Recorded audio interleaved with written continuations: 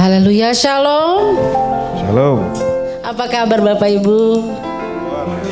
Luar biasa dahsyat. Amin. Kasih senyum yang termanis kanan kirinya. Yang gak ada kanan kirinya, depan belakang. Haleluya, puji Tuhan. Tuhan Yesus baik bagi saya dan saudara. Bukti bahwa penyertaan Tuhan itu nyata bagi kita. Kita boleh ibadah pada pagi hari ini. Gak ada kendala. Saya percaya bahwa Roh Kudus yang menggerakkan kita untuk kita datang beribadah pagi hari ini. Mungkin ada yang berpikir di rumah juga bisa ibadah. Benar gak? Tetapi percayalah, ketika kita bersekutu bersama-sama seperti sapu lidi, kalau dia satu aja itu tidak ada kesatuan hati. Amin. Puji Tuhan. Mari kita tundukkan kepala, kita satukan hati dalam doa. Betapa kami bersyukur Tuhan, pagi hari ini Engkau bangunkan kami pagi ini dengan tubuh yang sehat dan diberkati. Kami percaya bahwa napas kami, hidup kami ya Tuhan, itu karena kasih karunia-Mu dalam kehidupan kami. Ajar kami bersyukur, ajar kami berterima kasih atas apa yang Tuhan sudah beri dalam kehidupan kami. Sudah sepantasnya, sudah selayaknya kami menaikkan syukur kami pagi hari ini. Kami naikkan penyembahan kami di hadapan-Mu ya Bapa. Karena Engkau Tuhan yang bertanggung jawab penuh atas kehidupan kami. Terima kasih ya Bapa, ibadah ini milik-Mu. Segala kemuliaan kami kembalikan hanya bagi nama-Mu Yesus. Terima kasih Tuhan. Semua yang siap untuk menyembah Tuhan katakan amin. Amin. Thank you Jesus.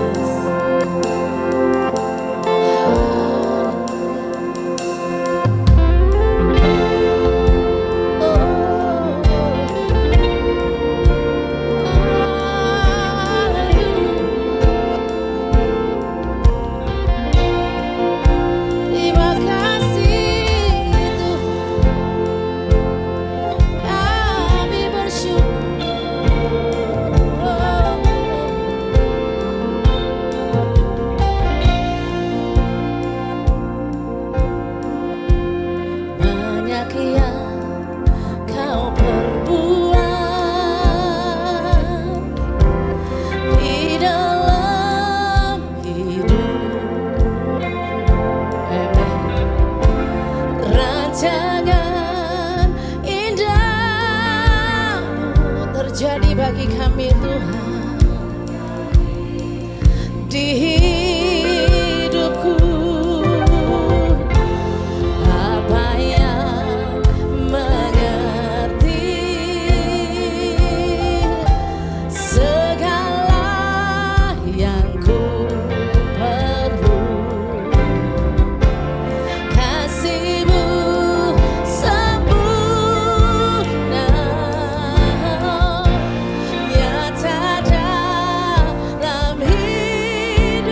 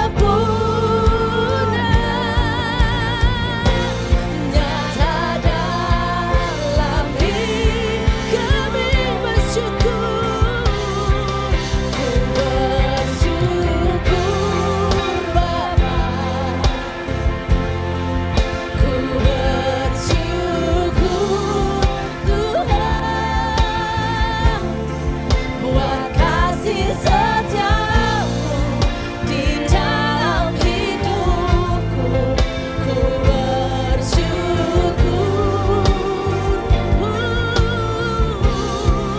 ku bersyukur Bapa,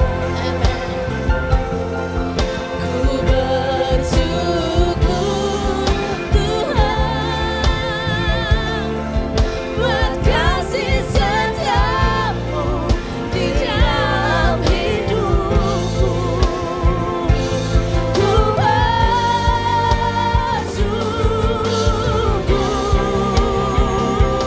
Tuhan.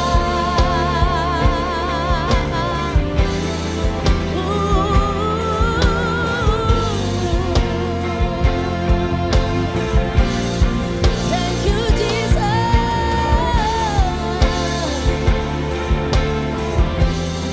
Haleluya.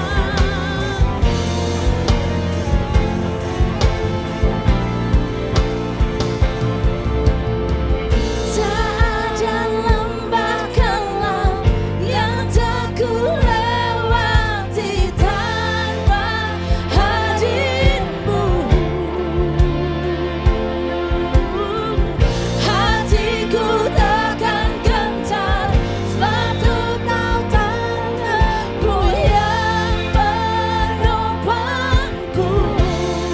Tak ada lembah kelam, tak ada lembah kelam yang tak ku lewati tanpa hadirmu. Hatiku takkan gentar sebab ku tahu tanganmu yang menopangku.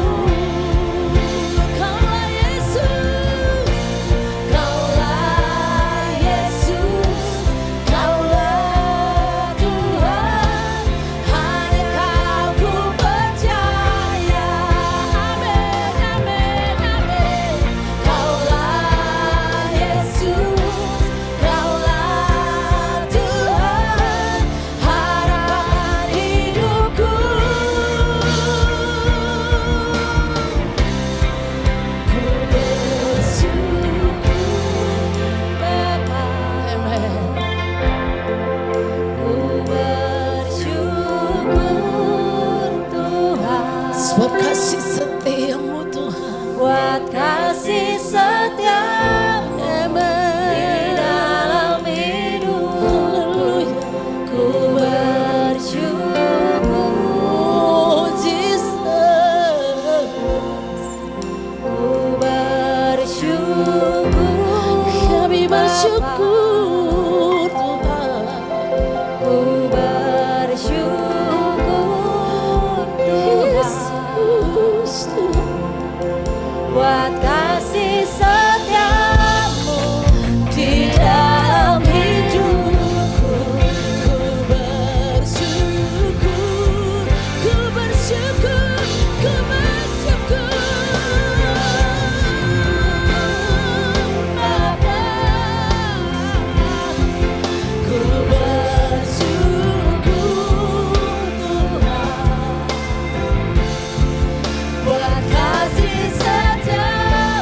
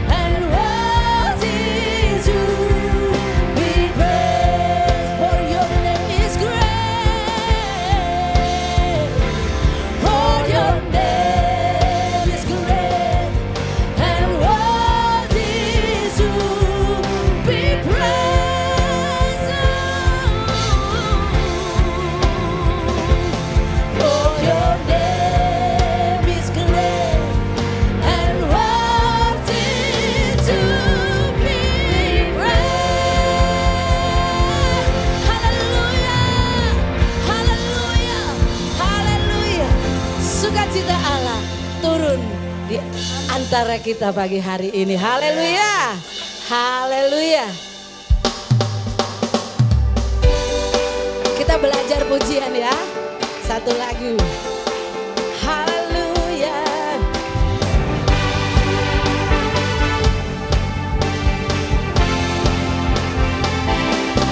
Pujian syukurku ku naikkan bagimu,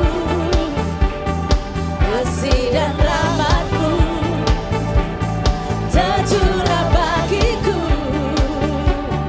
hidup bersama-Mu, amen, ikut kehendak-Mu, ku berjalan tinggalkan masa lalu, kasih-Mu yang terbesar, kasih-Mu segalanya, janji-Mu sempurna. Oh, Kaulah sukacitaku, bersuka dalam-Mu, Yesus Kau kekuatanku, aman di dalam-Mu, menara perlindunganku, menari bagimu, Yesus Kau sukacitaku, mulialah nama-Mu, oh Yesusku. Haleluya. Pujian syukurku ku naikkan bagimu, kasih dan rahmat-Mu tercurah bagiku, hidup bersama-Mu, ikut kehendak-Mu, ku berjalan tinggalkan masa lalu,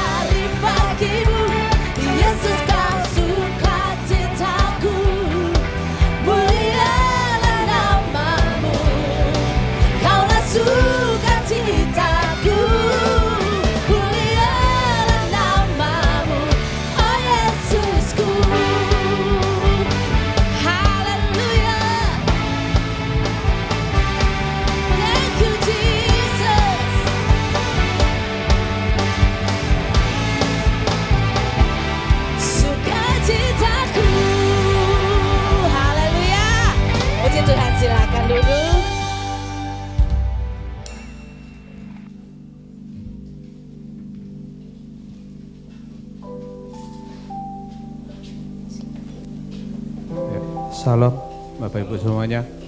Kita akan mempersiapkan hati kita untuk memberikan persembahan perpuluhan. Sebelumnya saya akan baca satu ayat Alkitab di dalam 1 Tawarik 29 ayat 9. Bangsa itu bersukacita karena kerelaan mereka masing-masing, sebab dengan tulus hati mereka memberikan persembahan sukarela kepada Tuhan. Juga Raja Daud dengan sukacita. Firman Tuhan, kita memberikan persembahan melalui amplop. Mungkin kalau ada yang Bapak Ibu yang mau kasih transfer, itu di belakang bangko kita sudah ada barcode-nya. Kalau mungkin yang belum dapat amplop bisa angkat tangan, nanti ada ASR yang kasih amplop persembahan. Oke, kalau dapat semua kita satu dalam doa. Bapak, kami mengucap syukur ya Bapak buat segala kekuatan, kesehatan yang Kau berikan kepada kami ya Bapak. Dengan hati sukacita Bapak kami akan memberikan persembahan baik perpuluhan agar di dalam rumah ibadah kami selalu tersedia makanan dan minuman daripada Engkau ya Bapa. Begitu pula Tuhan, kami yakin percaya pada saat kami memberikan dengan sukacita, kami yakin percaya Engkau menaruh di atas kami berkat-berkat secara jasmani maupun rohani ya Bapa. Berkati selalu apa yang menjadi rencana kami ya Bapa buat pembangunan Rock Hill ya Bapa. Kami percaya Engkau akan menyediakan setiap dana-dana yang kami butuhkan ya Bapa. Terima kasih Tuhan, terima kasih Yesus. Kami siap memberikan hanya dalam nama Tuhan Yesus. Haleluya. Amin. Ya, mungkin kotak persembahan ada di belakang.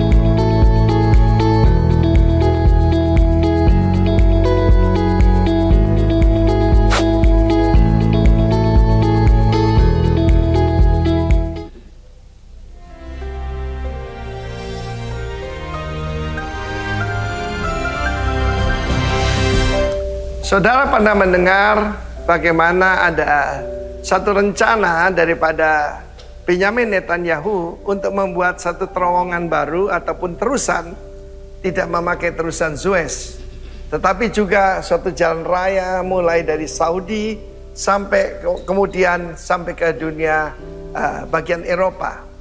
Tetapi itu rencana manusia. Ada satu rekonsiliasi yang pasti terjadi, tetapi pada waktu kerajaan 1000 tahun, Yesaya 19. Pada waktu itu akan ada jalan raya dari mana? Mesir ke Asyur. Asyur itu Suriah atau Syria sekarang sampai Irak. Sampai yaitu Sungai Efrat. Sehingga orang Asyur dapat masuk ke Mesir. Ini kan musuh besar tuh. Dan orang Mesir ke Asyur, dari Mesir akan beribadah bersama-sama Asyur. Berarti melalui Israel. Pada waktu itu Israel menjadi yang ketiga di samping Mesir, samping Asyur.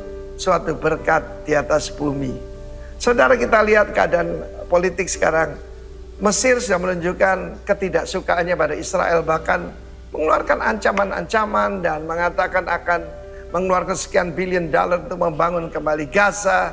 Tetapi saudaraku, firman Tuhan tidak mungkin gagal. Tapi ini sejatinya kerajaan 1000 tahun, saudara.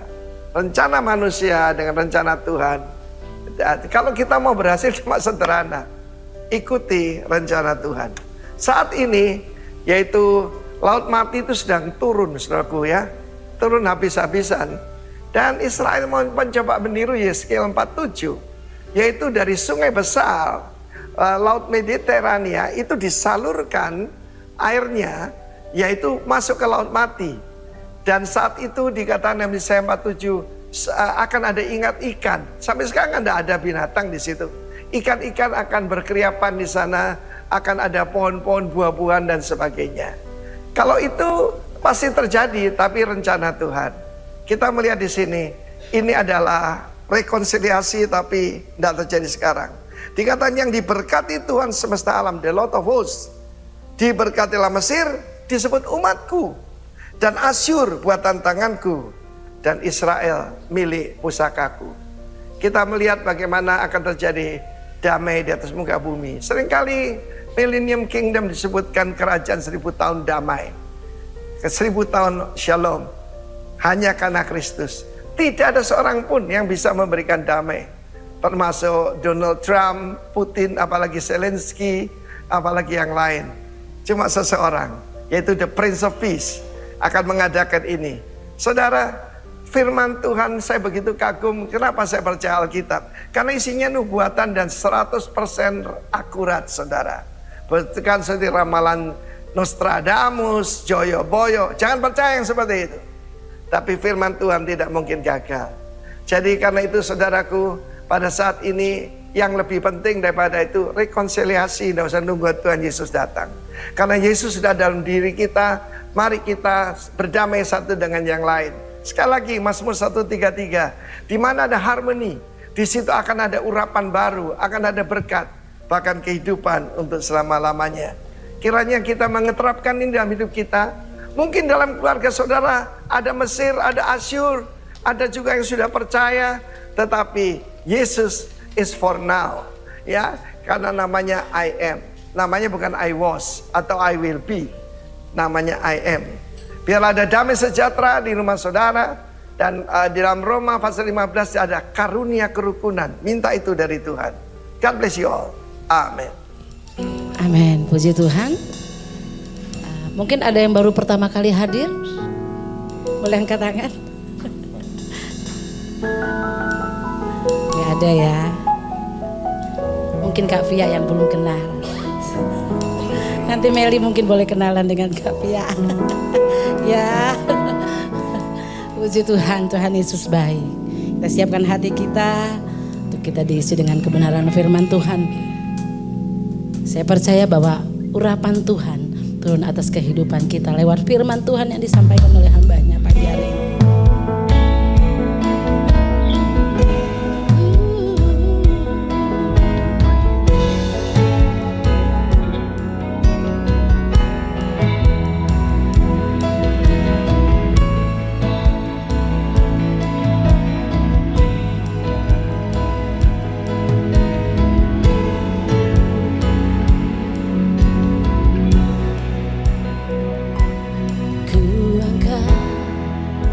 Pujian bagimu, anugerahmu tiada taranya. Ku memuji, menyembahmu Tuhan, melebihi dari segalanya. Terbesar kuasa dan kekuatanmu, tiada tandingan, Engkau satu-satunya.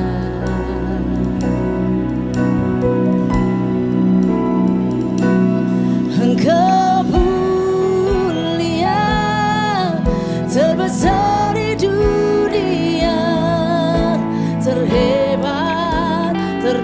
dahsyat Kau Tuhan, dalam kemuliaan-Mu ku bersorak bagimu, ku sembah kagum padamu Tuhan.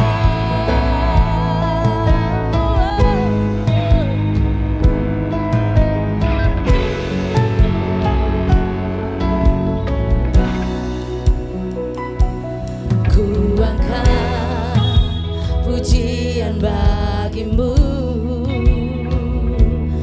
anugerah-Mu tiada taranya. Ku memuji, menyembah-Mu Tuhan, melebihi dari segalanya. Sebesar kuasa dan kekuatan-Mu, tiada tandingan, Engkau satu-satunya. Engkau mulia, terbesar di dunia, terhebat, terdahsyat Kau Tuhan. Dalam kemuliaan-Mu ku bersorak bagimu, ku sembah kagum padamu Tuhan. Engkau mulia, terbesar di dunia, terhebat, terdahsyat Kau Tuhan. Dalam kemuliaan-Mu ku bersorak bagimu, ku sembah kagum padamu Tuhan. Kami bersorak tinggikan nama-Mu, Kaulah segalanya. Praise the Lord, oh my soul, His grace enough for me. Praise the Lord, oh my soul, His grace enough for me.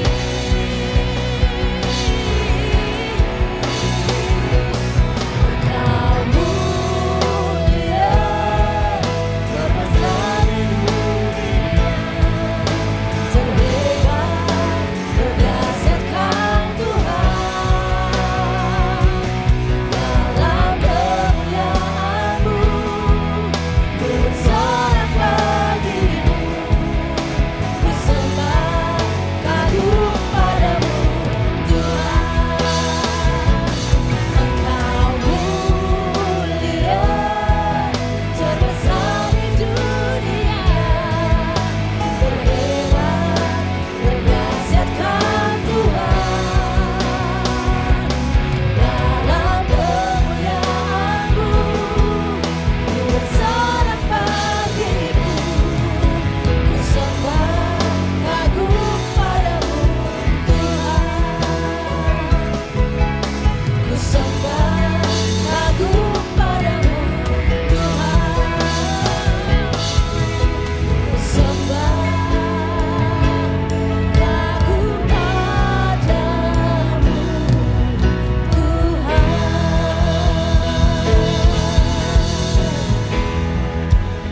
Terima kasih Tuhan Yesus. Kami percaya Tuhan Kau hadir di tengah-tengah kami, bertahta di dalam hati kami sebagai Tuhan dan Raja. Terima kasih Tuhan Kau baik kepada kami, anugerah-Mu melimpah atas hidup kami. Kau yang mengatur langkah kaki kami sehingga kami ada di ruangan ini hari ini. Karena Kau akan beracara, Kau akan menyentuh hati kami, mengubah kami oleh firman-Mu Tuhan. Terima kasih Tuhan Yesus. Kami sambut karya-Mu dalam hidup kami pagi hari ini. Di dalam nama Yesus Kristus Tuhan dan Juru Selamat kami yang hidup. Yang percaya katakan amin, amin, haleluya. Shalom, silakan duduk. Amen. Senang sekali ada di tempat ini pagi ini, ada di Tenggarong bersama teman saya, Pastor Herman dan Ibu Sandra ya, with the new baby. Senang sekali melihat saudara. Saya nggak tahu apakah terakhir kali saya kesini kita udah berjumpa semua, udah kenalan ya kan? Ada beberapa wajah baru nampaknya. Oke, saya hari ini siapkan satu firman yang sesuai dengan tema. Tapi saya tuh mengalami satu pencerahan ya. Saya yang belum kenal mungkin saya udah lahir baru dari umur 18 tahun. Umur 23 saya merintis jemaat pertama. Jadi sambil kuliah tingkat 4 saya sudah jadi gembala, umur 23 tahun. Pertama itu di Bogor, kemudian yang kedua di Medan, dan yang ketiga di Bandung. Ya, saya punya 3 putri, tiga-tiganya lahir di kota-kota yang berbeda. Tergantung bapaknya tugas misi di mana, anak saya lahir di sana. Jadi sekarang makanya nggak mungkin rintis lagi karena udah tutup pabrik, ya kan. Jadi sekarang saya cuma keliling, tidak mengembalakan lagi, ada di sosial media dan seminar-seminar untuk Gen Z, ya kan. Dan sekarang saya ada di sini, Tenggarong, luar biasa, senang sekali. Sekitar 14-15 tahun yang lalu saya mengalami satu pencerahan yang saya sebut kayak metanoia gitu ya. Saya tiba-tiba melihat Alkitab itu dengan cara yang berbeda, melihat Tuhan Yesus dengan satu angle yang berbeda. Anak muda zaman sekarang bilang POV, ya, point of view-nya jadi beda, dan tiba-tiba semuanya menjadi begitu indah. Ya, itu salah satu hal yang saya ingin sampaikan pada saat kita bicara tentang rekonsiliasi hari ini, karena saya percaya segala sesuatu itu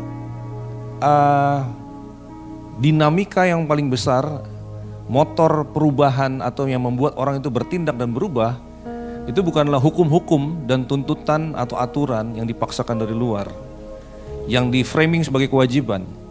Ya, karena kalau orang diwajibkan sesuatu kemudian bisa melakukannya, di tempat lain yang hari lain semua juga bicara yang sama dan mereka berusaha. Mudah-mudahan berhasil, tapi 100% tidak berhasil. Tidak satu orang pun yang kemudian berkenan kepada Tuhan dan memenuhi standarnya Tuhan. Tapi saya percaya Tuhan punya cara yang baru sejak ada Tuhan Yesus 2000 tahun lalu datang. Dia kemudian menyentuh hati kita. Oke, saya sangat tersentuh dengan gambar-gambar yang Tuhan berikan di seluruh Alkitab ini. Ya, kita kan bicara soal rekonsiliasi ini kan sebenarnya ada satu kitab yang sungguh-sungguh menggambarkan hal ini, yaitu di kitab Filemon. Sebentar nanti kita akan ke sana. Tapi saya ingin mulai dulu dengan saya lupa bawa klikernya, mungkin di klik next aja. Klikernya ada di sana kayaknya tadi. Is it? Oh enggak ya? Oke. Iya. Oke, langsung aja. Saudara bisa lihat ini? Oke. Saya percaya orang itu kalau punya satu pengetahuan, sekedar disuruh atau dikasih knowledge gitu, tidak serta-merta langsung berubah. Ya, itu yang saya masukkan di konten 2 hari lalu. Jadi orang bisa tahu sesuatu, tapi belum tentu orang itu merubah orang. Dan ternyata orang itu berubahnya karena apa? Apa yang membuat orang akhirnya take action, change? Biasanya karena hatinya disentuh, ada inspirasi. Benar gak saudara? Dengan kata lain, emosinya digugah. Nah, saya mau kasih contoh yang sehari-hari ya. Saya kasih contoh apa? Orang bikin iklan itu mereka tahu bahwa orang marketing tahu kalau nyuruh orang beli barang nggak perlu dijelasin. Ya ada juga sih product knowledge, itu bahannya apa segala macam. Tulisannya kecil-kecil ya di packagingnya. Ibu-ibu kalau ke supermarket selalu bacain itu nggak? Ingredientsnya apa, proses produksinya berapa kali disaring, semua saudara ikut itu? Kalau beli pembasmi serangga biasanya apa yang paling berbicara sama kita? Kita lihat itu, tabungnya kan panjang begini kan, proses produksi, ingredient semua dijelasin. Kita nggak baca, yang kita baca adalah yang merah di atas ini loh. Membunuh nyamuk dalam 5 detik. Nah, kena ke hati kita. Bikin repot ini yang setiap kali bolak-balik di sini sana sini, udah kita 5 detik katanya. Ya kan? Iklan-iklan itu berisi keindahan, kecantikan, ya, iklan iklan ban loh, ban traktor, tapi ada cewek cantik di depannya. Apa hubungannya, Saudara? Ya kan? Lifestyle, jadi rokok nggak pernah bilang, ayo merokok lah, enggak. Belilah rokok merek kami, enggak. Satu cowok yang macho, adventure, berlari bersama dengan singa dan sebagainya, ya kan? Menggugah emosi. Amen. Nah, itu amen. Ada amen dari Karen. Saudara, ada dokter, ya, di sini ada medical dokter. Ada yang hadir di sini? Nggak ada ya? Ada dokter tapi merokok, nggak nyambung banget kan? Dia punya knowledge bahwa itu berbahaya untuk paru-paru, tapi knowledge tidak menyelamatkan dia. Dia tetap merokok. Oke? Yang korupsi itu kan orang pintar semua, benar nggak, Saudara? Mereka punya pengetahuan, segala pengetahuan. Mereka juga ngerti hukum, apalagi mereka pejabat, ya kan? Tapi pengetahuan tidak menyelamatkan orang. Kamu harus begini, kamu nggak boleh korupsi, kamu ini. Itu semua dilanggar punya. Amin, Saudara. Apa yang menyebabkan orang akhirnya berubah? Pada saat biasa hati yang disentuh. Saya nggak tahu, waktu saya umur 18 tahun, tadi saya cerita saya lahir baru, itu saya di sebuah persekutuan kecil, di gang kecil, yang khotbah kecil, nyalinya kecil, apalagi dompetnya. Ayatnya nggak jelas dia khotbah apa sih sebenarnya, tapi Roh Kudus menyentuh hati saya. Saya nangis, langsung penuh Roh Kudus. Amin, saudaraku. Di sini karismatik semua kan, boleh ngomong penuh Roh Kudus, oke? Kalau di sosial media ntar banyak yang melempar batu digital, saudara. Amin. Nah, saudara, begitulah saya percaya caranya Tuhan merubah kita hari ini. Oleh sebab itu sejak saya bermetanoia, 15 tahun terakhir, saya nggak pernah khotbah menuntut jemaat. Sorry, mungkin itu kedengarannya agak gatal di telinga saudara. Ya, saya pernah sebelum pandemi, itu pelayanan saya terakhir sebelum pandemi. Habis itu semuanya shutdown. Itu di sebuah kantor ya, di sebuah kantor Konoko di Simatupang sana di Jakarta. Dan saya dikasih topik oleh ketua persekutuannya. Topiknya setia. Dan ada ayatnya. Ayatnya agak ngeri-ngeri sedikit. Kalau nggak setia, awas. Kira-kira begitu kira-kira. Ya kan? Lalu saya datang dan saya bilang, hari ini saya akan bawakan topik setia. Tapi tenang saja, Bapak Ibu sekalian. Saya tidak akan tuntut Anda untuk setia. Wah, semuanya, sudah tahu seringkali habis dengar firman, kita aplikasinya yang kita tangkap ya, hari Minggu kita dengar, hari Senin adalah kita harus berupaya lebih lagi, benar nggak? Bertekad lebih bulat lagi, benar nggak, saudara? Jadi kalau topik setia, kalian harus setia, begitu kan kira-kira yang mereka expect. Dan kalian bisa patut diduga kenapa ketua persekutuannya minta saya bawakan topik setia. Kira-kira duga apa? Apa alasannya? Banyak yang nggak setia. Jadi dia panggil pendeta, tolong dong Pak Pendeta, tolong dijitakin semua kepalanya supaya lebih setia lagi. Dan kemudian mereka tangkap, saya harus lebih setia lagi. Nah, jadi saya katakan, with the POV yang berbeda, karena saya tahu ini sebentar lagi saya akan share kepada saudara bagaimana cara Tuhan menyentuh hati kita. Saya bilang hari ini saya tidak akan menyuruh saudara untuk setia. Hari ini dan setiap kali saya berdiri dimanapun memberitakan firman, saya hanya bicara satu topik. Tentang Tuhan Yesus. Jadi saya ingin bicara tentang Tuhan Yesus yang setia. Pada saat saya memberitakan tentang Yesus yang setia, Roh Kudus bekerja menjamah hati orang, menimbulkan buah kesetiaan di dalam setiap mereka. Haleluya. Itulah mindset yang baru yang saya percayai adalah di mana kita ada, yaitu perjanjian yang baru. Saya mau gunakan panggung ini sebagai alat peraga. Karena saudara baca dari kiri ke kanan, di sini adalah perjanjian lama, di sini perjanjian baru. Alkitab kita terbagi dua, ya kan? Saya percaya the dividing line, pemisahnya adalah salib, kematian dan kebangkitan Kristus. Itulah yang memicu perjanjian baru dimulai. Sebelum naik ke kayu salib, Tuhan Yesus bilang, inilah darahku tercurah, darah perjanjian yang baru. Perjanjian darah dimulai dengan darah tercurah. Kematian si pembuat perjanjian. Oke? Jadi orang di perjanjian lama, kamu harus setia. Tapi di sini kita 2000 tahun setelah salib ada di Tenggarong. Kepada kita diberitakan kabar baik, kabar baik, news. News itu artinya sudah terjadi. Amen. Kejadiannya nggak bisa dikutak-atik, itu sudah fakta sejarah. 2000 tahun yang lalu God came down. Saya baru pulang dari Israel, amin. Tuhan turun dan mengambil ketidaksempurnaan, kegagalan, hukum dan kutuk yang adalah untuk orang Israel karena mereka gagal. Roma 3, semua telah berdosa dan kehilangan kemuliaan. Termasuk semua yang sudah bacakan, yang sudah salut-salut. Oh, kita harus seperti Musa, kita harus seperti Elia, kita harus beriman seperti Elia, kita harus setia seperti Yusuf, kita harus wajib-wajib itu. Saudara tidak menyadari bahwa semua mereka ini gagal. Yang bilang bukan saya, Roma 3. Tapi semua kutuk itu telah ditanggung oleh Kristus. Kemudian kita yang hidup 2000 tahun sebelumnya mengimani kepada hati kita, diinspirasikan, diwahyukan bahwa seseorang, kok kembali ke topik tadi, sudah setia untuk kita.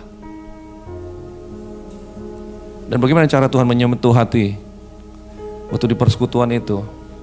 Saya share tentang ada satu ayat di Timotius dikatakan, bahkan pada saat kita tidak setia, dia tetap setia.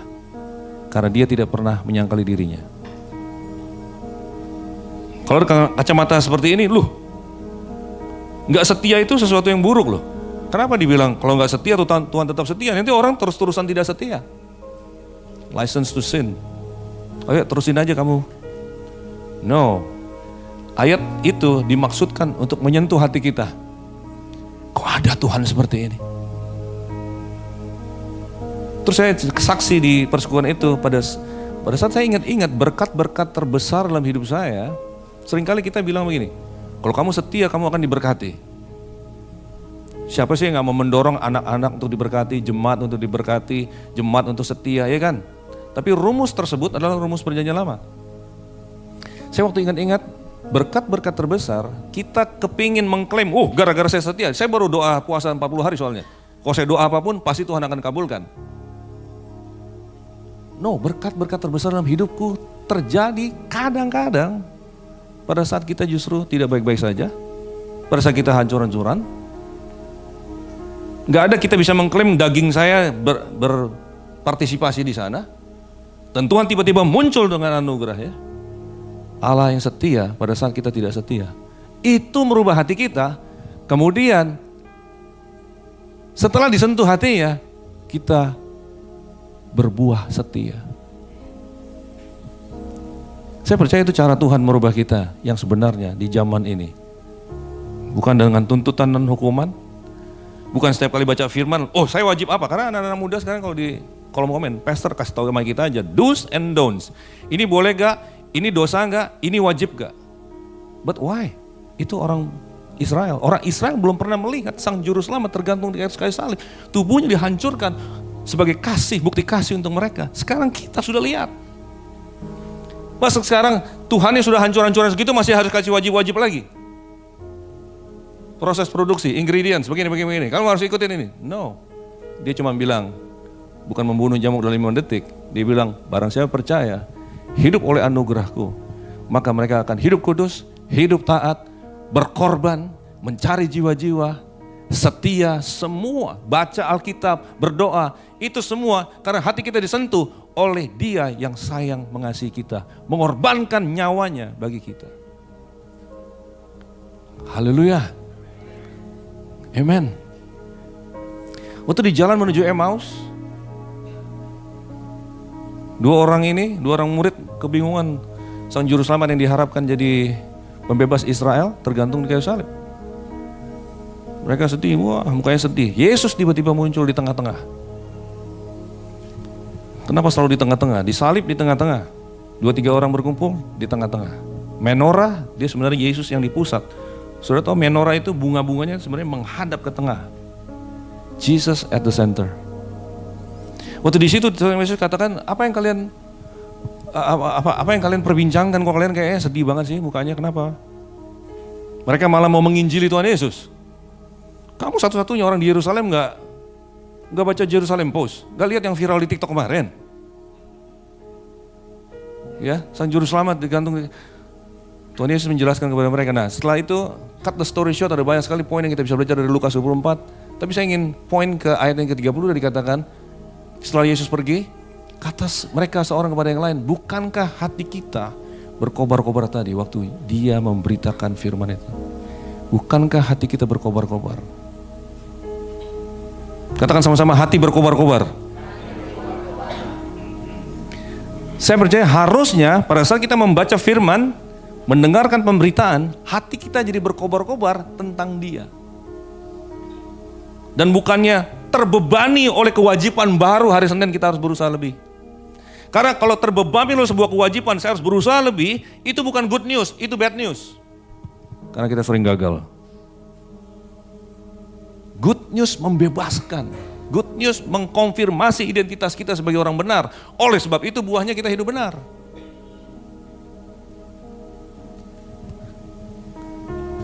Paulus paling sengit sama jemaat di Galatia. Dia yang rintis jemaatnya. Kalian percaya kepada Kristus, diselamatkan. By grace alone, faith alone. Habis itu datang orang dari Yerusalem. Yesus, percaya Yesus, bagus. Tapi tetap harus disunat. Jadi Yesus plus. Nah sunat sekarang udah gak nendang lagi di Tenggarong. Tapi sunatnya berevolusi dengan yang lain-lain. Percaya Yesus, tapi harus. Nah kewajiban mulai muncul lagi. Dan Paulus sengit banget. Hai orang Galatia yang bodoh. Kalau mau campur-campur seperti itu, yang lama dengan yang baru, campur-campur itu bodoh. Yesus saja. Nah dikatakan tapi begini, siapakah telah mempesona kamu? Rupanya hatinya terpesona dengan yang lama. Udah dipertunangkan dengan Kristus. Oke, istilahnya 1 Korintus 11. Tetapi masih lirik-lirik sama Musa. Oke, tetap harus disunat. Terpesona. Nah dalam bahasa Inggrisnya, who has bewitched you? Siapakah telah menyihir kamu? Rupanya yang namanya manusia itu gampang terpesona, gampang dibodohi, gampang salut dengan hal-hal yang justru kedagingan. Sedangkan di sini adalah roh bekerja di dalam kita. Saya percaya hari ini rekonsiliasi bisa terjadi pada saat hati kita disentuh oleh Dia yang merekonsiliasi kita dengan Bapa. Bukan kamu harus mengampuni. Kita tuh seringkali sulit untuk mengampuni. Benar gak saudara? Ayo jujur. Apalagi orang-orang yang justru yang paling berpotensi menyakiti kita kan orang yang dekat dengan kita. Dan orangnya ada terus. Tapi bagaimana punya power untuk bisa mengampuni orang? Berrekonsiliasi, berdamai dengan kondisi itu. Saya percaya Tuhan Yesus juga waktu berjalan di bumi, the Prince of Peace, dia Raja Damai, di dalamnya dia damai, orang yang menerima message-nya menerima damai, tapi dikelilingi oleh berbagai macam konflik. Berbagai macam serangan, berbagai macam penganiayaan, penentangan, perbantahan. Jadi the true peace adalah kita justru juga merekonsiliasi diri kita dengan kondisi yang seperti itu. Tapi terus berjalan bersama dengan Dia. Amen saudaraku. Dan itu hanya bisa terjadi. Coba saudara lihat semua ayat-ayat tentang pengampunan di Perjanjian Baru itu beda banget dengan yang di sini. Di sini dikatakan kalau kamu begini maka Tuhan akan mengampuni. Gak usah disebut lah, ini banyak sekali. Tapi saudara lihat di Perjanjian Baru, khususnya saudara nanti baca di Efesus 4:32, Kolose 3:23, ampunilah seorang dengan yang lainnya. Tapi ada patokan baru. Kalau sampai di situ sama dengan yang lama. Ampunilah, tapi apa? Sama seperti Kristus telah, semua katakan telah mengampuni kamu. So there's a new dynamics bahwa Paulus waktu menasihati jemaat untuk mengampuni bukan memberikan kewajiban, tapi menginspirasi hatinya. Ingetin, lu gak mau ngampunin, kamu tuh udah diampunin. Dan jangan kamu kira dosa kamu tuh lebih kecil dibandingkan dengan orang yang bersalah kepadamu. Orang beragama sering mengframing dosanya kecil, dosanya gak terlalu banyak sehingga oleh upaya dia bisa menjangkau kepada Tuhan. Tapi Injil mengingatkan kita semuanya adalah hopeless. Karena pelanggaran satu layak dicampakkan ke neraka selama-lamanya. Jadi jangan pernah bandingkan, oh dosa saya dengan dosa ini, oh saya ke gereja 2 kali, oh saya berpuasa, saya. Itu orang Farisi yang ngomong kayak gitu. Self-righteousness. Diingatkan kepada orang ini, kamu itu seperti Kristus mengampuni kamu. Kamu percaya Kristus mengampuni kamu? Iya, ampunilah. So, dengan angle inilah, next. Oke, next. Oke, sebelum ke Filemon, ya, saya mau kasih lihat satu urut-urutan cara berpikir saya biar menjadi jelas buat saya. Oke, satu-satu, betul yang tadi dulu, jangan langsung diborong, biar bisa fokus. Oke, saudara masih hidup semuanya?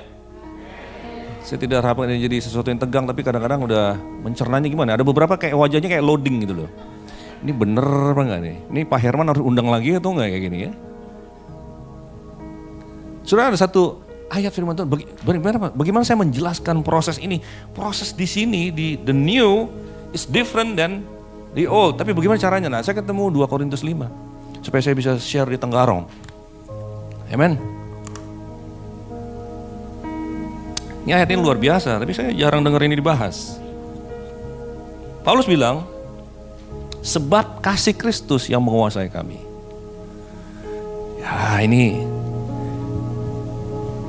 Bapak kalau ngomong kasih, anugerah, mungkin pilih-pilih ayat kali ya. No, saya percaya justru kalau mindset ini kita bawa ke sini, kita lihat Alkitab dengan kacamata legalistik dan ketemunya adalah kewajiban.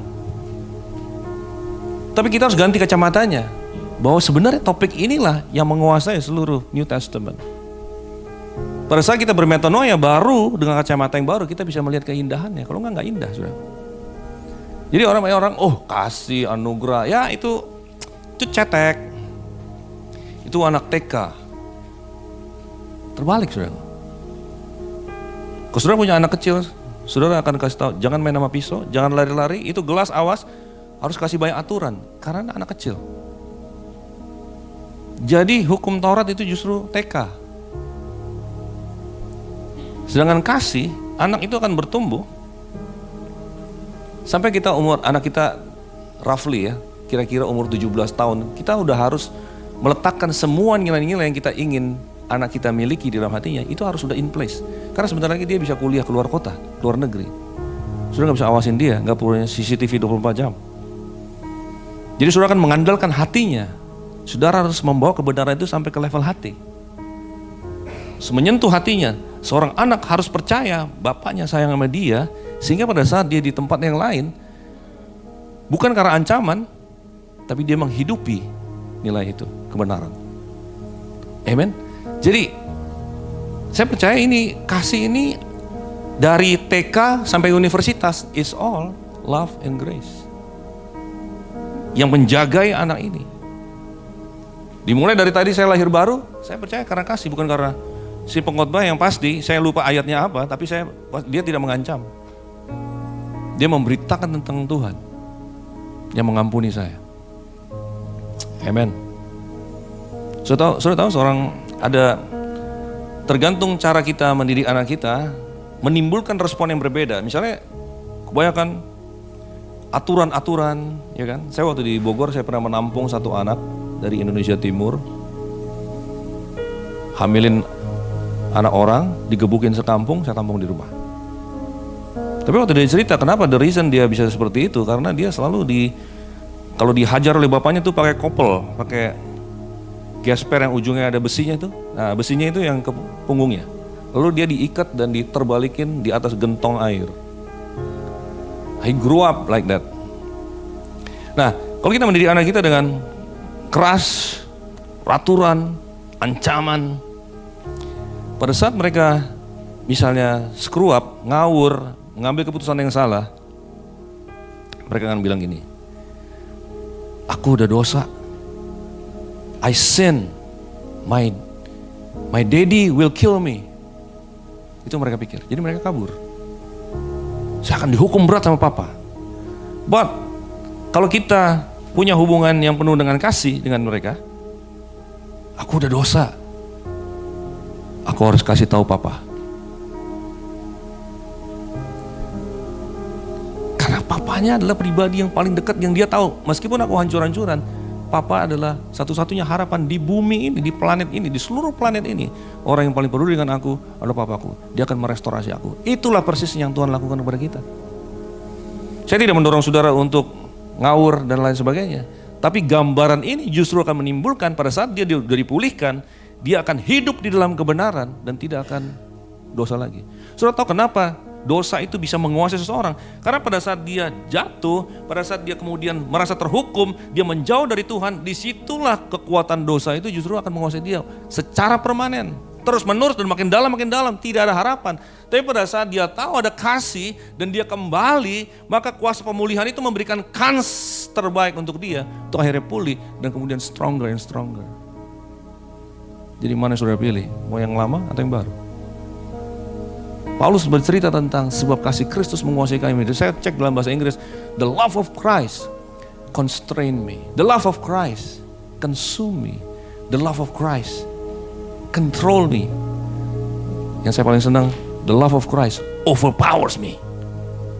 Wow, kayak di take over oleh kasih. Saudara tidak bisa sampai ke titik ini kalau saudara masih merasa terancam. Sebentar saudara merasa Tuhan tidak memberkati. Tuhan bikin saudara bangkrut. Tuhan kasih saudara celaka. Siapa yang masih berpikir demikian? That's the old. Hari ini diberikan kabar baik kepadamu. Oh tapi ada ayatnya Pastor, itu kan Tuhan menghajar. Iya saya tahu, saya belum robek itu Ibrani 12 dari Alkitab saya. Tapi even waktu kita membaca Ibrani 12, Bapak yang baik menyesah, menghajar ya kan. Kayaknya ngeri-ngeri banget kan. Tapi it's nothing more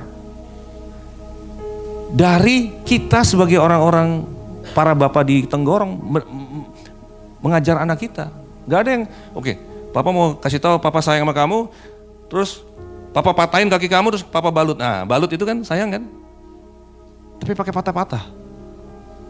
Tidak ada pakai patah-patah, apalagi bapak di surga. Kita disebut bapak yang jahat. Bapak yang jahat tidak mungkin kasih kalajengking kepada anak kayak gitu-gitu kan? Lukas 11.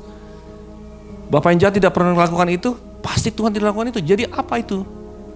Di ayat yang sama dikatakan menghajar. Ia menghajar orang yang, oke, kalau enggak kita munculin aja boleh?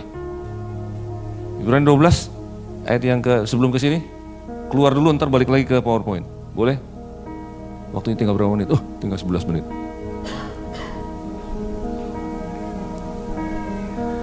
Ibrani 12, saya harus cari ayatnya. Mungkin kalau nggak salah ayat 6. Coba bisa, masih hidup semua?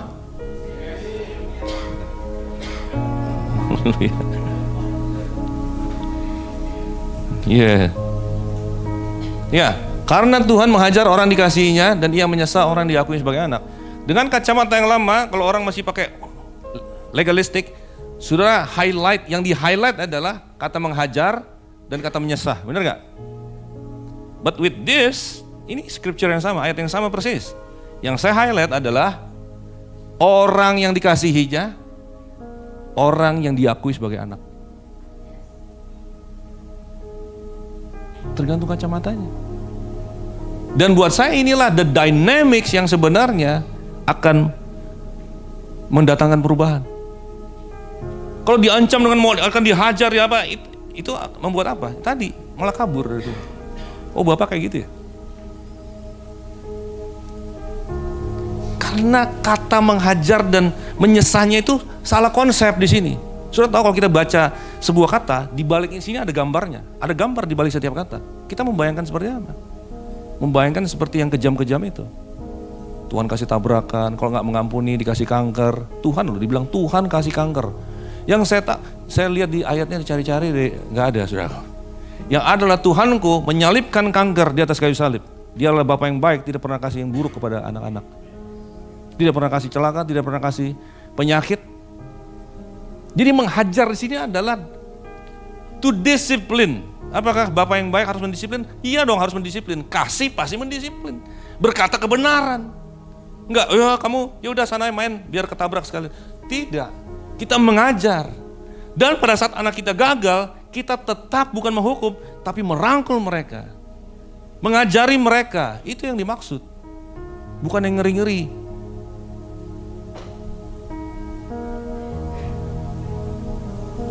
Yang loading. Haleluya. The love of Christ, kembali lagi. The love of Christ menguasai kami, dan karena kasih itu kita menjadi mengerti. Itu ayat selanjutnya di ayat yang ke-14b. Karena kami telah mengerti, semua katakan mengerti. Pertama tadi apa? Kasih Kristus di salib ini, melalui salib, gambar salib itu harus very very strong. By the way, kembali ke Galatia 3 tadi. Siapa yang mempesona kamu? Terus Paulus kembalikan ke apa? Tadi saya lupa sebutkan. Mau kembali lagi sebentar juga boleh. Kembali lagi sebentar, yang paling bawah sini. Oke? Bukankah Yesus Kristus yang disalibkan itu telah dilukiskan dengan terang di depanmu? Pada saat ada orang ngawur, melenceng, mencampur-campur, Paulus mengingatkan kepada satu image lagi yang hopefully menyentuh hati.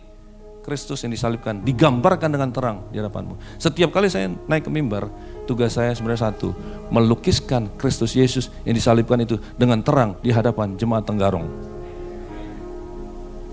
Only one agenda. Dan saya berharap pulangnya langsung hati berkobar-kobar. Oh iya, Tuhan itu sangat sayang ya. Yang mau selingkuh jadi gak jadi selingkuh. Haleluya. Yang mau curi-curi, mau korupsi, Tuhanku telah menyediakan segala sesuatu yang kubutuhkan. Sudah tahu orang mencuri itu karena gak percaya.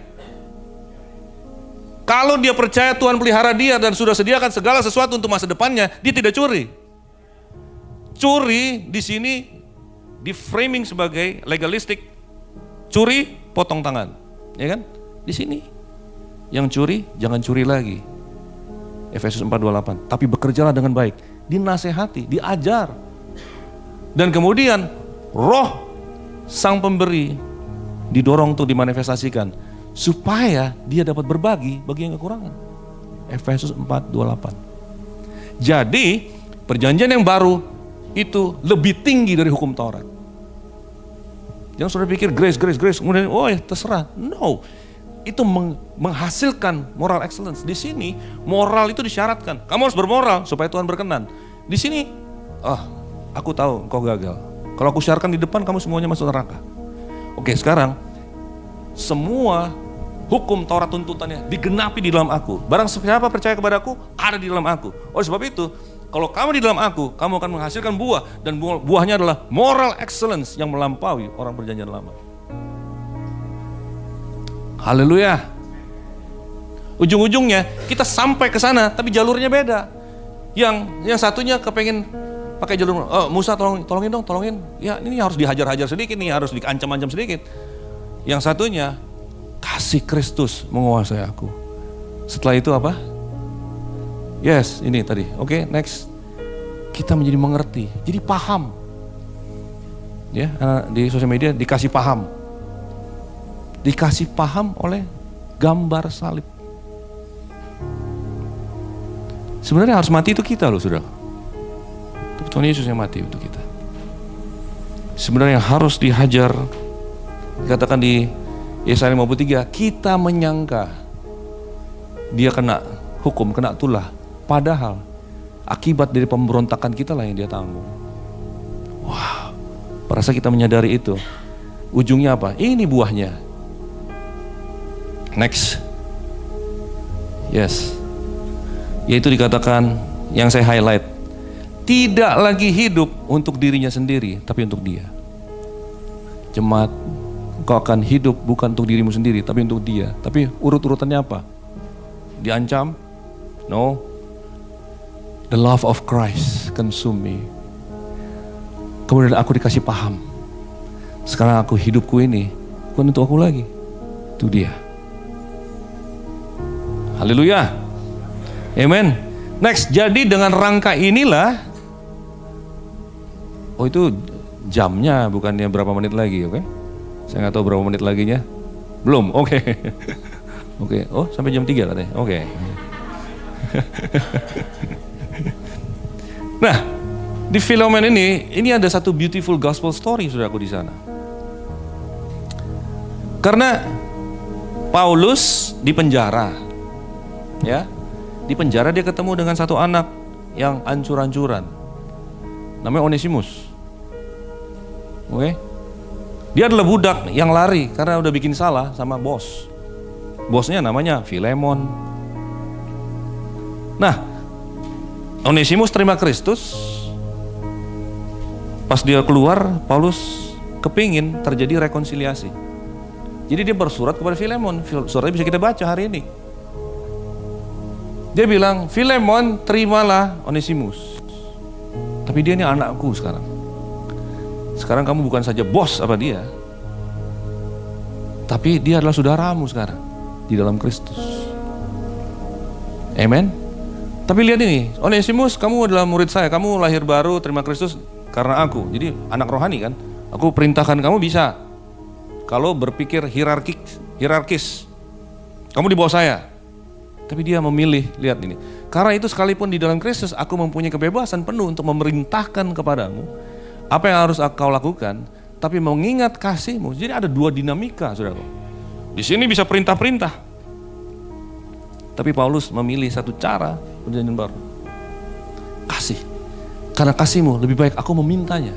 Karena di sini sistemnya adalah bukan wajib, kerelaan. Secara sukacita, karena hati dirubah, melakukan. Di sini tadi pemimpin persekutuan, Pak tolong citakin supaya mereka setia, berusaha lebih setia.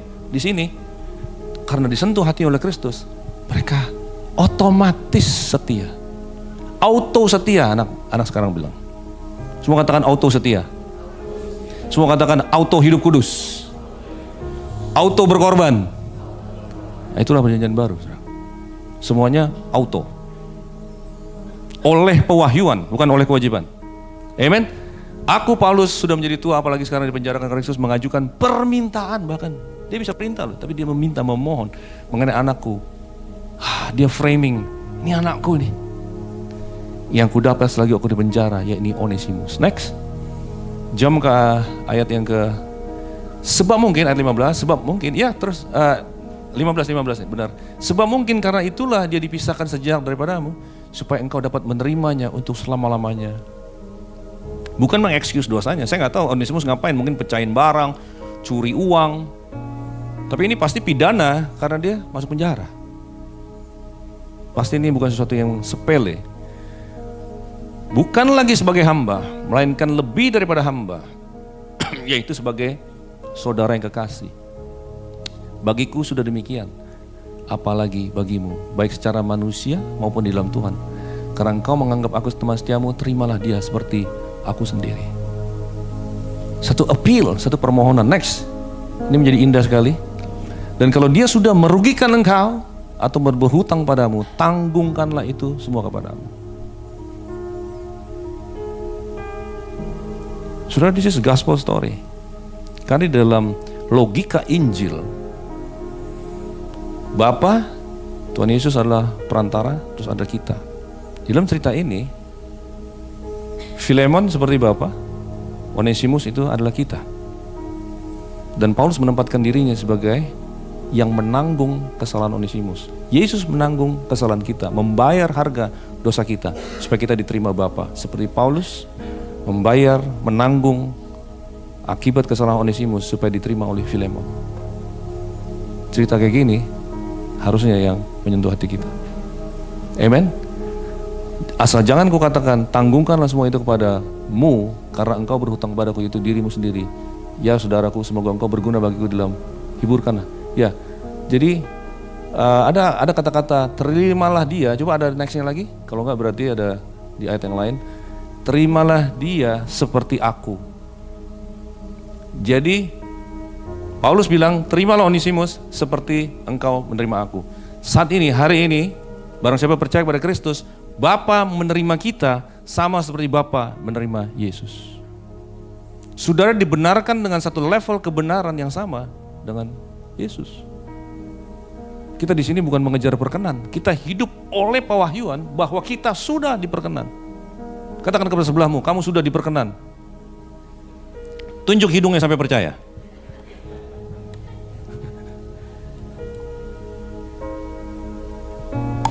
Amen. Bukan mengejar perkenan. Jadi salah kalau kita berdoa semoga semakin berkenan. Kita sering berdoa kan untuk hamba-hambanya sekalian, semoga dia semakin berkenan, biarlah dia melakukan yang paling berkenan. Saudara, perkenan itu bukan gradasi, saudara. Bukan kurang berkenan, lebih berkenan, paling berkenan. Gradasi kan kayak warna. No. Berkenan itu cuma ada dua. Berkenan atau tidak berkenan. That's it. Dan itu digapai oleh iman percaya kepada Kristus. Abraham percaya dan hal itu diperhitungkan sebagai kebenaran, righteousness, posisi benar. Hari ini sudah mendapatkan posisi benar. Orang yang dikuasai oleh kasih tadi, dia merasa aman di dalam posisinya sebagai orang benar. Manifestasinya adalah dia hidup benar. Amen. Ada daging, pastor, ada godaan. Yes, itulah justru senjatanya yang paling pamungkas, bukan ancaman. Kalau saudara memberi supaya diberkati atau takut bisnismu dijadikan bangkrut, saudara akan penuh ketakutan. Padahal di dalam kasih tidak ada ketakutan. Kasih melenyapkan semua ketakutan itu, merasa terancam. Oleh sebab itu dikatakan, come boldly, datanglah dengan penuh keberanian ke tahta kasih karunia. Ibrani 4. Bagaimana bisa datang dengan penuh keberanian kalau kita masih di bawah penuduhan dan penghukuman?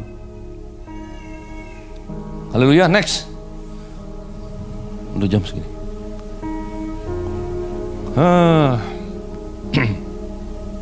Ini skip aja deh. Saya harus pilih, ada beberapa slide yang saya, oke. Ini misalnya, ini dengan cepat ini ya, oke. Law driven, satu lagi transformed by grace in the heart. Itu kan cerita ini. Lukas, oke, stop sampai sini. Di Lukas 18 ada cerita tentang pemuda yang kaya raya. Oke, next, nggak apa-apa. Pemuda yang kaya raya, oke. Dia tuh di sini kan mengandalkan hukum Taurat. Karena apa? Apa yang aku lakukan supaya dapat hidup yang kekal? Bla bla bla bla bla. Semuanya hukum Taurat kan? Benar gak? Terus dia bilang, jawab apa? Semuanya telah kuturuti sejak masa bundaku. Wih, aku lebih baik dari yang lain. Roh Farisi kan selalu seperti itu. Tapi di Matius dikatakan, semuanya telah kuturuti sejak masa mudaku. Apalagi yang kurang? Rupanya dia merasa ada yang kurang. Upaya manusia tidak pernah memadai. Selalu, karena standarnya sempurna, itu unreachable. Sebenarnya nggak bisa. Jadi mereka cuma membanggakan aja kedagingan mereka. Dia kepengen dipuji oleh Tuhan Yesus. Wah, bagus anak muda, calon. Ada yang menginterpretasikan ini sebenarnya kalau dia oke, dia tuh jadi Paulus. Gak perlu panggil Paulus lagi. Ini nih, ini orang ini powerful sekali. Rich young ruler. Pejabat, muda, kaya. Pasti ganteng juga, masuk magazine cover, Israel. Crazy rich. Tapi Tuhan bilang, kalau yang self-righteous kayak begini, harus dihantam dengan standar sempurna, jual semuanya. Itu sebenarnya tujuan daripada hukum Taurat. Membawa orang to the end of themselves. Ke ujung daripada kemampuan mereka, supaya mereka bertekuk lutut dan menyerahkan diri mereka kepada Sang Juru Selamat yang adalah solusi dari ketidakberdayaan manusia berdosa. Tapi karena mereka kekeh, mereka pergi dan tidak satu peser pun keluar dari kantongnya. The law, hukum, ujung-ujungnya tidak ada pengorbanan. Tapi saudara, satu pasal sesudahnya ada cerita tentang siapa? Si orang pendek. Yang guru sekolah minggu suka salah. Ada orang pendek namanya Lazarus naik ke atas pohon. Anak sekolah minggu bilang, salah bu guru. Gak apa-apa, ibu terusin. Tuhan Yesus berkata, hai Lazarus, turunlah, itu tempatnya Sakeus. Oke. Jadi bisa. Ibu gurunya gak mau ngaku salah soalnya. Sakeus. Saudara, zaman dulu pada saat orang mau menulis, mereka belum punya Microsoft Word. Belum ada fitur-fitur Excel. Kalau ingin membandingkan, mengkontraskan itu kita bikin 2 kolom. Ini, ya kan? Dr. Lukas, ini Dr. Lukas mau mengkontraskan keduanya. Jadi dia sandingkan Lukas 18, Lukas 19, berdekatan. Ada kode tersembunyi jadi dari kedekatan dua cerita ini. Karena waktu Tuhan berurusan dengan Sakeus, dia tidak pakai hukum Taurat. Dia tidak mengatakan, Sakeus, mau pulangin nggak? Ya, Sakeus nih, saudara harus kita miss the cultural points of the story karena kita nggak ada di dalam budaya itu. Tapi kalau saudara hidup di zaman itu, saudara pasti nggak mau main sama Sakeus. Sakyus pemungut cukai. Zaman sekarang pemungut cukai, apalagi kita dari kecil udah Kristen, di sekolah minggu tadi guru sekolah minggu udah sering cerita. Kata pemungut cukai nggak nendang lagi di hati kita. Saya mau kasih label baru, mafia pajak. Ini mafia pajak, dia bahkan gembongnya yang di Yeriko. Dia suka kutip-kutip yang lebih, memperkaya diri, kolaborator dengan penjajah. Mereka dianggap najis, tidak boleh masuk bait suci. Kalau saudara papasan sama dia di gang sempit, Sakyus lagi jalan ke sini, saudara ke sana, saya nggak mau sentuhan sama dia, harus ikut ritual pentahiran. Jadi Sakyus nggak punya teman, oke? Kalau di sosial media mungkin dia yang wajahnya sendu, menitikan air mata, saudara, nggak ada yang mau temenin. Tiba-tiba Tuhan Yesus bilang, Sakyus, aku menumpang di rumahmu. Apa yang terjadi? Jesus touch his heart. The love of Christ consume me. Kok ada orang, gue ini bejat, gue ini hancur-hancuran, gue ini, tapi dia kok mau orang suci ini? Dia udah fact check atau enggak? Siapa ini diriku? Yesus datang. Nggak ada catatan buat Tuhan Yesus mengkonfrontasi dosanya Sakyus. Tapi saudara mau kan? Tadi harus hidup suci, harus setia, semuanya bagus. Tapi kalau pakai cara si pemuda yang kaya raya, gagal total, gatot. Pakai caranya ini Tuhan Yesus, penerimaan, kasih. Lihat buahnya, setengah dari milikku akan kuberikan pada orang miskin. Sekiranya ada sesuatu yang kuperas dari seorang, aku kembalikan 4 kali lipat. Kalau berdasarkan hukum Musa, hukum restitusi, curi 100, kembalikan tambah 20%, 120. Ini ganti 4 kali lipat, coba keluarin si puanya, berapa persen? 400%. The law 120, grace 400. Grace is higher, transformed by grace. Buah yang permanen, kekal, dahsyat. Saudara mau pilih yang mana? Rekonsiliasi juga demikian. You will struggle dengan pengampunan, you will struggle dengan reconciliation. Only when your heart is touched, you will do it. Kali ini bukan untuk dirimu sendiri, tapi karena Tuhan. Coba next apa lagi? Sebentar lagi saya akan mengakhiri. Mulai mengakhiri. Ada perbedaan dengan mengakhiri dengan mulai mengakhiri. Ya, ini mungkin saya kasih satu kesimpulan. Ini saya bikin mapping supaya menolong kita yang di Tenggarong bisa merenungkan paling tidak, oke? Ada satu kontras yang luar biasa. Tadi kan kontras kan? Ada satu kontras lagi yang sudah baca sendiri di rumah ya. 2 Korintus 3, satu pasal sudah baca sendiri. Saya mau mulai ayat ke 6 sampai 7. Saya mau list kasih kiri dan kanan supaya bisa kontras. Perjanjian lama ya diawali dengan ayat yang kelima dikatakan dialah yang membuat kami sanggup menjadi pelayan perjanjian baru, kata Paulus. Lalu dia mengontraskan yang lama dengan yang baru. Dikatakan yang lama itu hukum yang tertulis di atas loh batu. Berarti apa? Hukum Taurat. Yang baru adalah roh. Semua katakan roh. Ya, yang lama mematikan, sini menghidupkan. Next. Yang lama memimpin kepada penghukuman. Kamu kurang setia. Kamu kurang memberi. Harus begini supaya Tuhan berkati. Di sini kamu sudah diberkati pada saat engkau percaya. Amen. Dia yang setia tinggal di dalammu. Kamu diselamatkan oleh ketaatan satu orang. Roma 5 ayat 19 katakan. Bukan oleh ketaatanmu, ketaatan Kristus yang salib. Dan kau aman di tangannya. Saudara lebih aman mana? Di sini tangan saudara yang bekerja memegangi tangan Tuhan, atau di sini tangan Tuhan yang memegangi tangan saudara? Amen. Di sini Tuhan yang jadi pusatnya. Di sini manusia yang harus berupaya. Saudara di mana? Di Tenggarong. Saudara ada di sini. Disertai kemuliaan nggak? Disertai kemuliaan. Tuduh-tuduh begitu bisa followersnya banyak, saudara. Bahkan banyak juga. Oh saya kalau nggak dengar doa khotbah-khotbah yang keras saya nggak bisa hidup dalam kebenaran. Oh saya perlu tuh doa-doa yang keras. Bertobat kamu, jangan reuni di Facebook ntar berujung pada check in gitu kan. Senang tuh yang khotbah-khotbah gitu. Tapi itulah menstimulasi daging, kekuatan manusia. No. Di sini the love of Christ. Amen. Ini disertai kemudian kemuliaan yang semakin besar dikatakan. Oke, yang terakhirnya ada apa?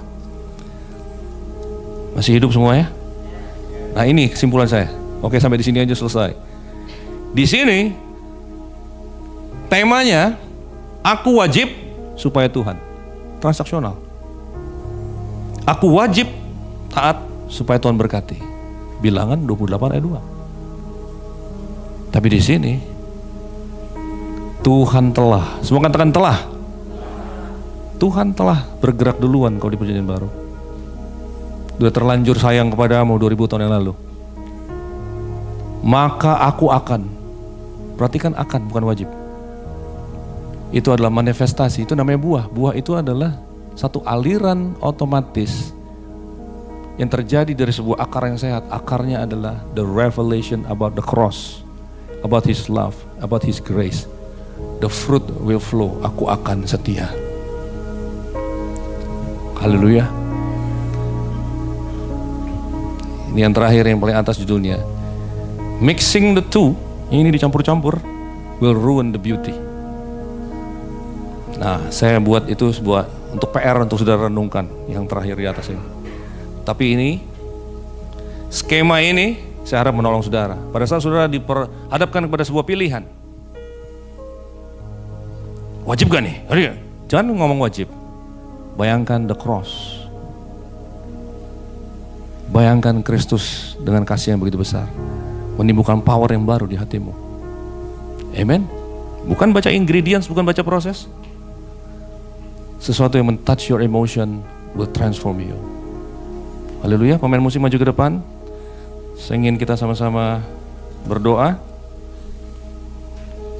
Nyanyikan satu lagu. Mari kita bangkit berdiri sama-sama. Thank you Jesus.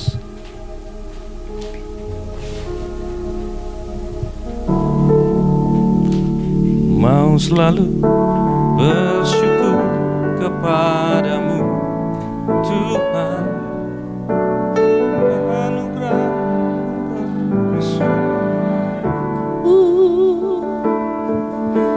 Selalu dan selalu kau angkat hatiku, kau membuatku berharga di matamu. Ku mau selalu bersyukur kepadamu Tuhan, anugerah-Mu mempesonaku. Selalu dan selalu kau angkat hatiku, kau membuatku berharga di matamu. Sekali lagi angkat tangan saudara, katakan, aku mau selalu. Mau selalu.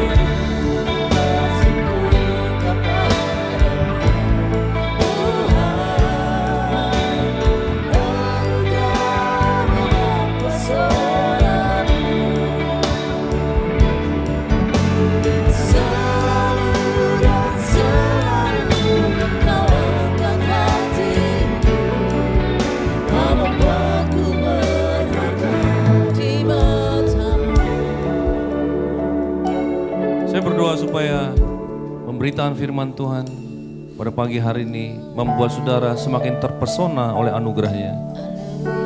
Dan saya berdoa terlebih daripada itu, dia menyentuh hatimu sehingga kasih Kristus menguasai engkau. Kalau ada di dalam persimpangan jalan akan memutuskan sesuatu, atau ada serangan-serangan kebiasaan buruk akan masuk ke dalam hidupmu, kasih Kristus akan mematahkan itu. Kalau ada kekhawatiran tentang masa depan anak-anakmu, kasih Kristus akan meyakinkan engkau akan penyediaannya mulai karyanya di atas kayu salib. Kalau ada yang ragu-ragu tentang apapun hari ini, dikonfirmasi tentang keberpihakan Tuhan di dalammu. Dan dia selalu tinggal, tidak pernah meninggalkan engkau. Di gunung maupun lembah dia ada. Dan hari ini siapa beberapa yang mungkin ada satu struggle tertentu dalam hidupmu, kau perlu seseorang berdiri bersama-sama. Saya ingin berdoa bersama dengan saudara, angkat tanganmu dimanapun kau berada. Saya berdoa dari depan sini. Tuhan, kau melihat anak-anakmu Tuhan, hari ini mereka datang segala beban tentang kewajiban dihancurkan dari pundak mereka. Biar sekarang Tuhan, kuk yang enak dan ringan itu, yaitu berjalan bersamamu, dipimpin oleh Roh yang mengambil alih dalam hati mereka Tuhan. Ada Roh Kudus yang akan mengatakan kepada mereka, mengajari mereka, memberi hikmat kepada mereka. Dan hari ini semua beban tiba-tiba menjadi hilang. Pada saat engkau tahu, engkaulah pusat segala sesuatu. Terima kasih Tuhan, Kau yang menolong mereka dalam setiap kekhawatiran, dalam setiap beban hidup, bahkan sakit penyakit disembuhkan pada pagi hari ini. Di dalam nama Tuhan Yesus, setiap keluarga dipulihkan, terjadi rekonsiliasi. Bahkan kami yang kadang-kadang punya POV yang berbeda dengan anak-anak kami, Tuhan Kau yang mengajari kami semua. Kami bisa bersatu dalam kasih. Dan kami akan dipakai Tuhan secara luar biasa untuk jadi berkat bagi kota ini. Terima kasih, aku berdoa untuk jemaat ini Tuhan. Kau berdoa untuk hamba-Mu Tuhan, Pastor Herman dengan semua tim yang ada.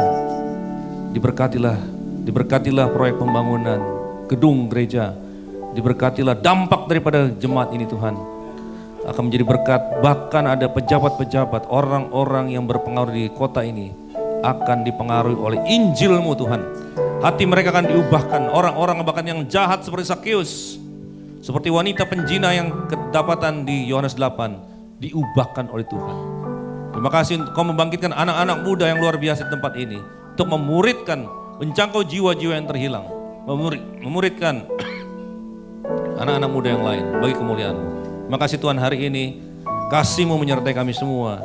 Terima kasih Tuhan, di dalam nama Tuhan Yesus berikan suara kemuliaan bagi Tuhan kita. Selalu bersyukur kepada-Mu Tuhan. Engkau mempesonaku, selalu Kau angkat hatiku, Kau membuatku berharga di mata-Mu. Saudara semua diberkati, haleluya. Terima kasih Pastor Yusak. Sebab saudaraku, kita tidak akan bisa berubah dari dalam keluar kalau kita nggak tahu pengorbanan Kristus. Saya dulu rongsokan, tapi oleh karena kasih Kristus yang mengubah kehidupan saya. Saya percaya saudara juga, beberapa dari saudara juga bisa memiliki kesaksian yang sama.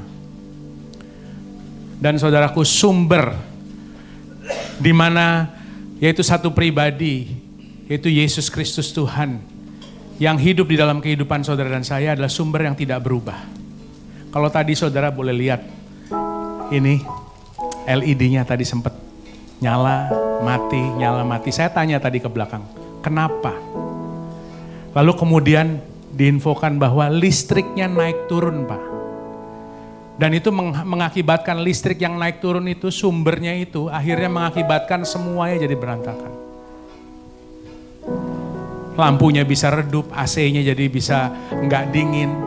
Saudara jangan berpikir bahwa sumber yang ada dalam kehidupan saudara itu tidak stabil seperti itu. Roh Kudus yang ditempatkan di dalam kehidupan kita itu adalah sumber yang melimpah-limpah. Dan dia sendiri yang katakan bahwa pikulah kuk yang kupasang dan belajarlah daripadaku, karena aku lemah lembut, rendah hati, dan jiwamu pun akan mendapatkan ketenangan. Saudaraku,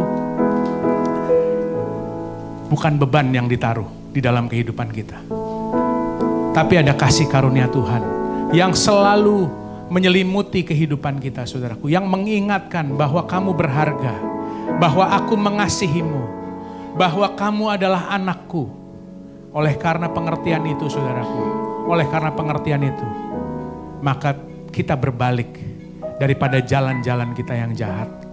Maka kita bangkit daripada keterpurukan kita, apapun itu, di dalam nama Tuhan Yesus. Di dalam nama Tuhan Yesus.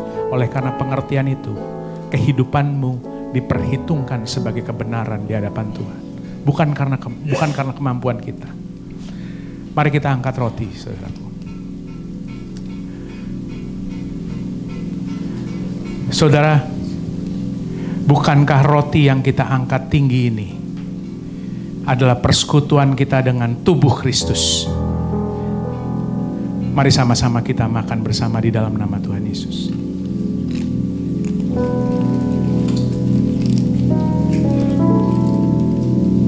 Kita angkat cawan.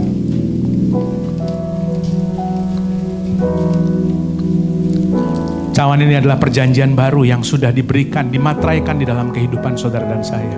Bahwa dia mengasihi saudara dan saya.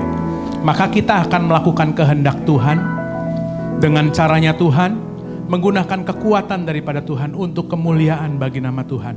Bukan oleh karena kemampuan kita saudaraku, tapi oleh karena pengorbanan di kayu salib yang memampukan kita. Yang setuju katakan amin. Bukankah cawan yang kita angkat tinggi ini saudaraku yang terkasih, itu adalah cawan pengucapan syukur, yang atasnya kita ucapan syukur yang merupakan darah Kristus yang sudah menebus kehidupan saudara dan saya.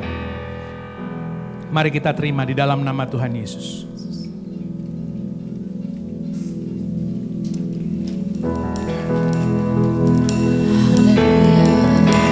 I sing praises to your name. Oh Lord, praises to your name. Naikkan syukurmu saudara.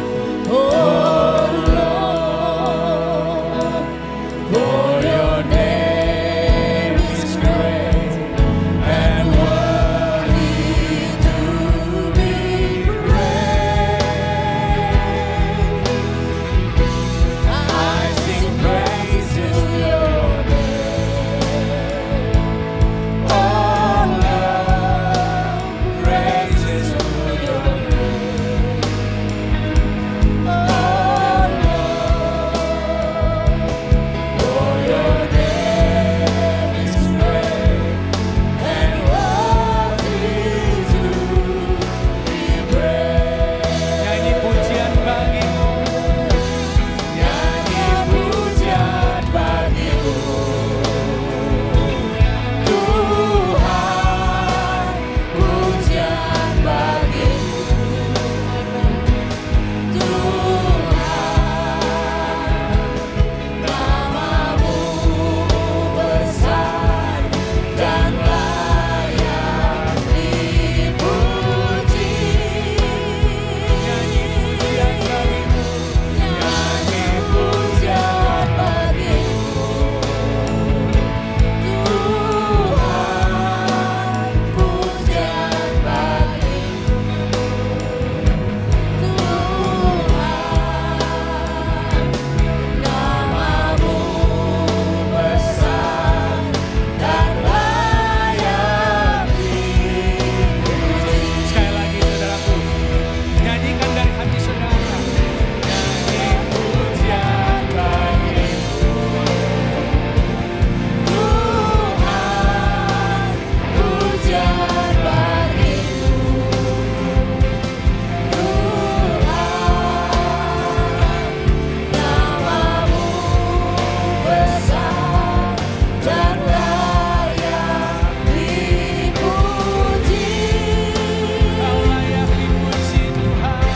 Nyanyi pujian bagimu,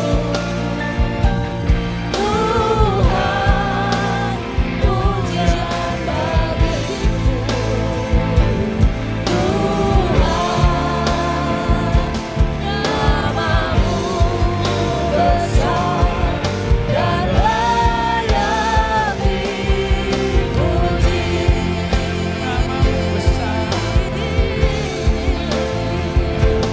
Namamu besar dan layak dipuji. Terpujilah namamu Tuhan. Terpujilah namamu Yesus, namamu ditinggikan di tempat ini.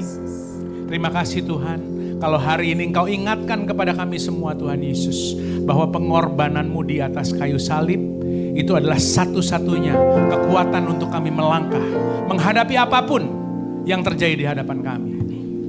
Bukan oleh karena kuat dan gagah kami, bukan oleh karena perbuatan kami, ataupun Tuhan bukan oleh karena segala perbuatan baik kami maka kami dibenarkan, tapi hanya oleh karena iman dan percaya kepada Kristus.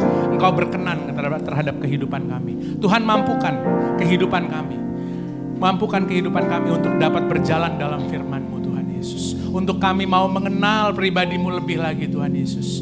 Pribadi yang sudah tinggal di dalam kehidupan saudara, itu sudah cukup untuk kehidupan kita, menjalani segala sesuatunya bersama dengan Dia. Tuhan yang akan menuntun kehidupan saudara.